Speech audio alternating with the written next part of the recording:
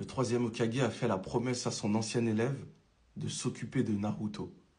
Au lieu de l'élever comme son fils et veiller à ce qu'il soit bien intégré dans la société, ce l'a laissé croupir dans un HLM tard le crous rempli de cafards avec du lait périmé.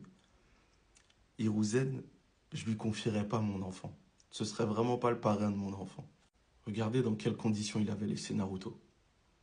Il est parti sans se retourner comme un papa qui dit je vais acheter du lait et qui revient jamais. Regardez l'appartement. En comparaison, regardez l'appart de Sasuke.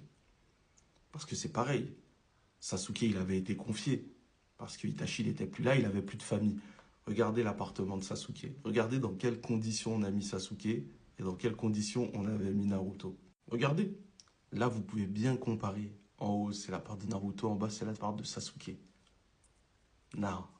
En fait, Naruto, il avait toutes les raisons valables pour devenir le pire antagoniste de Naruto. Toutes les raisons valables. Les gens, ils l'ont maltraité. Ils ont eu peur de lui, ils l'ont craint, ils l'ont fui. Ils se sont moqués de lui. Il n'avait pas de parents. Il vivait dans un HLM délabré. Tout. Pourtant, c'est resté une crème. Non, vraiment, Naruto, il a trop souffert. Il a trop souffert. Les autres, ils vivaient dans le luxe. Et ils sont là, ils voulaient faire des révoltes comme Sasuke. Ah, c'est vraiment la vie, c'est injuste.